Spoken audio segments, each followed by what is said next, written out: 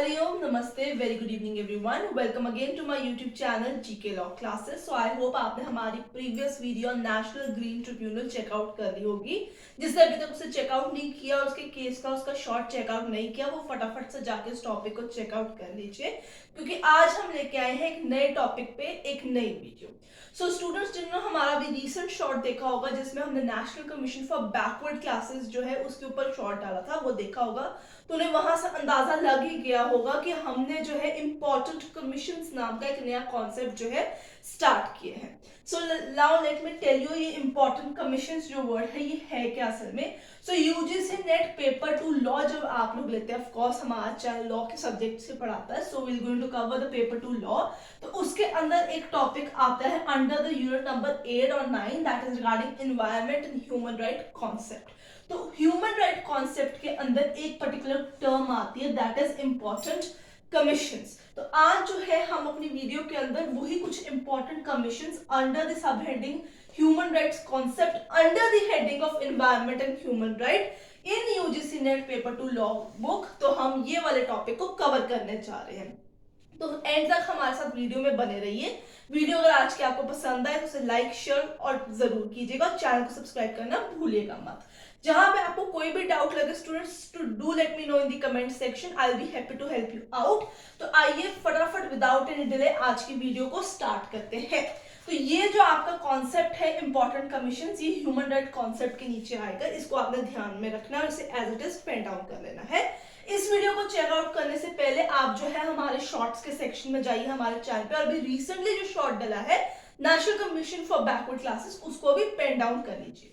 तो आइए समझते हैं इंपॉर्टेंट कमीशंस को. Now student, let me tell you कि हमने इसके अंदर कवर क्या करना है, या ये है क्या चीज मैं आपको बता देती हूँ. तो अब आपको पता चल गया ये किसकी सब हेडिंग है, बट अब कौन सी कमीशंस हमने आज की वीडियो के अंदर कवर करनी है या आने वाले दिनों में शॉर्ट्स के फॉर्मेट में हम कवर करेंगे, उन्हें चेकआउट कर लेते हैं. सो इंपॉर्टेंट कमीशंस का जो बेसिक नाम है वो है नेशनल कमीशंस.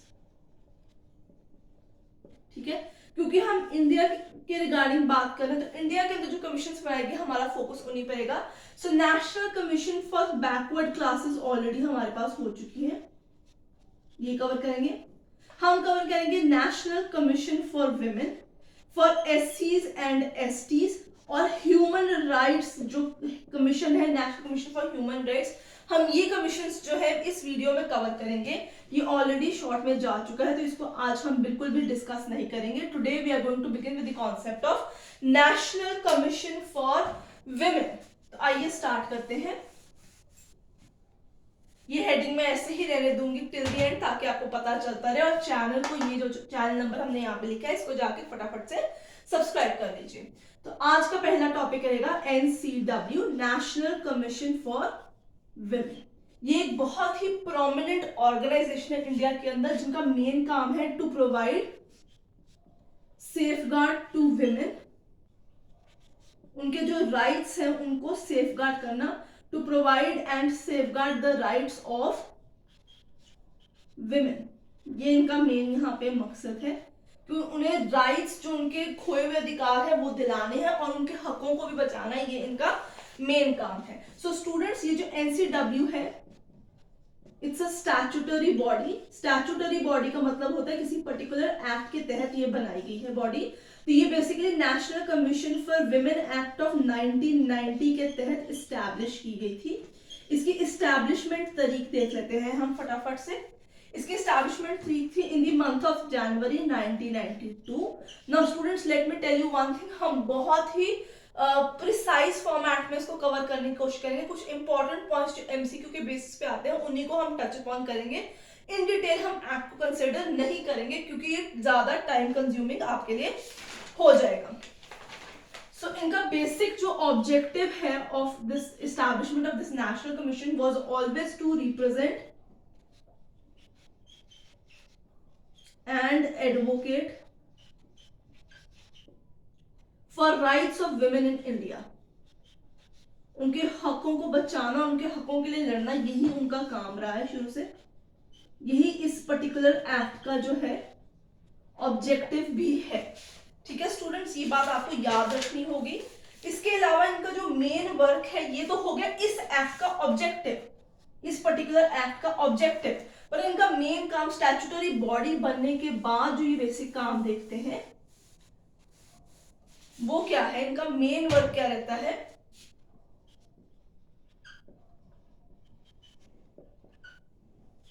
तो इनका मेन वर्क रहता है टू रिव्यू द कॉन्स्टिट्यूशनल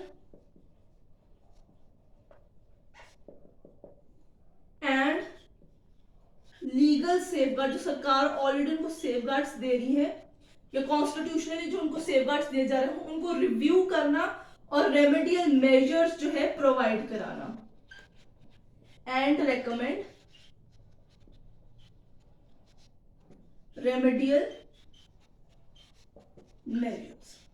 तो आए दिन जब भी विमेन के साथ कोई भी तरीके की एट्रोसिटी होती है या कहीं भी धक्का होता है तो हम नेशनल कमीशन में अप्रोच करते हैं।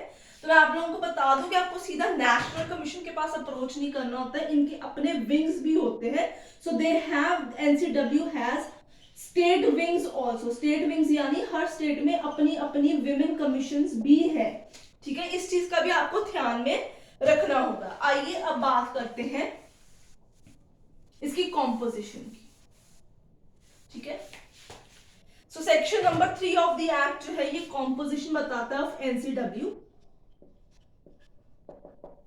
ठीक है, सेक्शन नंबर 3। सो इसमें सबसे पहले आपके पास एक होते हैं चेयरपर्सन। इस टाइम पे प्रेजेंट चेयरपर्सन जो न्यूली अपॉइंटेड है उनका नाम है विजया, ठीक है। ये भी इंपॉर्टेंट क्वेश्चन है, इसको भी आपको याद रखना, अदरवाइज रताकर, ठीक है। 5 मेंबर्स होते हैं इनके साथ, एक चेयरपर्सन हो गया, 5 आपके मेंबर्स हो गए। मेंबर्स में एक जो है SC ST कम्युनिटी से मेंबर होता है, including 1 from either the schedule caste और द शेड्यूल ट्राइब कम्युनिटी, वहां से भी एक रिप्रेजेंटेटिव इनके पास होता है, प्लस एक मेंबर सेक्रेटरी भी होता है इनके पास, ठीक है, जो आए दिन जितना काम है वो कंसिडर करता है। जितनी भी अपॉइंटमेंट होती है it is done by central government itself, ठीक है। ये चीज का आपको खासा ध्यान रखना है। इसके नीचे section number 10 of the act जो है वो इसकी मैंडेट या इसकी फंक्शंस बताते हैं। आपको इसी फॉर्मेट में इसको लिखना है, इसकी डेट ऑफ एस्टैब्लिशमेंट, इसका एक्ट कौन सी बॉडी है, इसकी कॉम्पोजिशन क्या है, इसका ऑब्जेक्टिव, इसका वर्क क्या है, इसका मैंडेट क्या है, इसी तरीके से आपको इसे पेन डाउन करना है। इन्हीं में से मेजॉरिटी क्वेश्चंस आते हैं आपके पास। सेक्शन 10 है फंक्शंस, ठीक है, इसे मैंडेट भी कहते हैं। जैसे इन्वेस्टिगेट करना, अगर कोई भी मैटर उसके सामने आया है तो investigate all the matters pertaining to safety of women, so investigate all the matters presenting various report regarding legal safeguards for women, ठीक है। जितने भी रिपोर्ट्स बनाते हैं ये लोग pertaining all to the safeguard of the women, all the reports has to be presenting to central government। इनके representative सालाना हर साल जो है every year अपनी रिपोर्ट्स प्रेजेंट करते हैं। जितने भी प्रोविजंस है रिगार्डिंग सेफ्टी ऑफ विमेन उन सब प्रोविजंस को रिव्यू करना, ये इनका बेसिक काम है, ठीक है। या फिर इंपॉर्टेंट वर्क जो है वो है सुओ मोटो कॉग्निजेंस लेना ऑफ द वेरियस मैटर जो कि नेशनल इंपॉर्टेंस से डील करते हैं रिगार्डिंग सेफ्टी ऑफ विमेन, या कोई भी अगर विमेन के साथ उसके राइट्स ब्रीच हुए हैं, suo motu cognizance of national importance, ठीक है, मैटर्स। तो उन मैटर्स को ये जो है टेकअप खुद कर लेते हैं, ये स्टेट तक जाते ही नहीं है, तो ये इनके सारे काम लेते हैं। सो स्टूडेंट्स ये सारे जितने पॉइंट्स हमने डिस्कस किए हैं इन्हीं में से मेजॉरिटी एनसीडब्ल्यू में से क्वेश्चन आता है, क्योंकि human rights and environment unit के अंदर जो कॉन्सेप्ट है ये सब पार्ट है, यूनिट का भी आगे सब पार्ट है, इसलिए उसके अंदर ये छोटा सा एक वैल्यूएशन रखता है। अगर क्वेश्चन ज्यादा से ज्यादा आते भी है तो हम 2 या 3 से ज्यादा क्वेश्चन इस पर्टिकुलर जो हमारा टॉपिक है इंपॉर्टेंट क्वेश्चन, इससे ज्यादा इसमें से रेफर नहीं करते। सो मैक्स ऑफ मैक्स कितने क्वेश्चंस आपको आते हैं, 3 to 4 इतने ही क्वेश्चंस इसमें से पूछे जाते हैं in the exam, but 3 to 4 questions है, और अगर 2 नंबर का हर क्वेश्चन रहेगा आपके पास तो of course it has to be for at least 8 to 6 marks का ये आपका वैल्यूएशन कर देगा और हर नंबर जो है इस एग्जाम में इंपॉर्टेंट है अगर आपको कट ऑफ जो है क्रॉस करनी है। आगे चलते हैं और बढ़ते हैं अगली कमीशन की तरफ, national commission for scheduled cast, SC. मैं यहाँ पे शॉर्ट लिख रही हूँ बट मैं बोल भी रही हूँ मैं कौन सी कमीशन के बारे में बात कर रही हूँ। So I am talking about national commission for scheduled caste. Now student, this is a constitutional body as such for, जैसे बैकवर्ड क्लासेस की बॉडी थी वैसे ही ये भी कॉन्स्टिट्यूशनल बॉडी है। This is an important thing. Scheduled tribe के लिए भी नेशनल कमीशन कॉन्स्टिट्यूशनल बॉडी है, जबकि एनसीडब्ल्यू स्टैट्यूटरी बॉडी है। तो यह चीज आपको याद में रखनी होगी, अगर आप नहीं ध्यान में रखेंगे तो प्रॉब्लम हो जाएगी। Now what is the objective of this particular commission? That is, इसका क्या है, safeguard करने the interest of scheduled caste community in India। तो उनके जितने भी हक हैं उनके हित के लिए उन सबके लिए लड़ाई करना। Which article pertains to this particular commission right now is article number 338। This is again an important question, इसमें से definitely question बनता है। article 338 इसके साथ डील करता है। इसकी establishment जो हुई है that is on 19th of February 2004 after bifurcation with National Commission for Scheduled Tribes। अब हम आगे चलते हैं और देखते हैं इसका अगला पार्ट। स्टूडेंट्स, आज हम जो है यही वाली यहां तक ही वीडियो को कवर करेंगे regarding national commission for scheduled caste, scheduled tribes और ह्यूमन राइट्स हम अगली वीडियो में कवर करेंगे। सो कॉम्पोजिशन में हमारे पास मिनिमम जो है 4 मेंबर्स होते हैं इंक्लूडिंग द चेयरपर्सन, और मैक्सिमम जाते हैं 11 मेंबर्स इंक्लूडिंग 1 विमेन। एक विमेन जो रिप्रेजेंटेटिव होता है उसकी भी होना बहुत ज्यादा जरूरी है, इंक्लूडिंग द चेयरपर्सन। ये चीज आपको याद रखनी होगी, जो आपके चेयरमैन होंगे वो इसमें इंक्लूडेड होंगे इस टाइम पे। ठीक है स्टूडेंट्स, तो ये बहुत ही इंपॉर्टेंट चीज है। सो चेयरपर्सन, वाइस चेयरपर्सन और 3 मेंबर्स, कभी कभी 5 तक जाती है इसके अंदर। सारी जितनी भी अपॉइंटमेंट होती है this is done by the president of India and उनकी मर्जी के ऊपर at the pleasure of president ही होते हैं। ये चीज आपको याद रखनी होगी। ठीक है स्टूडेंट्स, आगे बात करेंगे तो इसका हेडक्वार्टर्स जो है दैट इज न्यू दिल्ली। ठीक है, इसका हेडक्वार्टर्स है आपके पास न्यू दिल्ली। ठीक है, इसके अपने प्रोसीजर्स होते हैं, ये अपने तरीके से काम करने के लिए मशहूर है, इनके अपने प्रोसीजर्स हैं।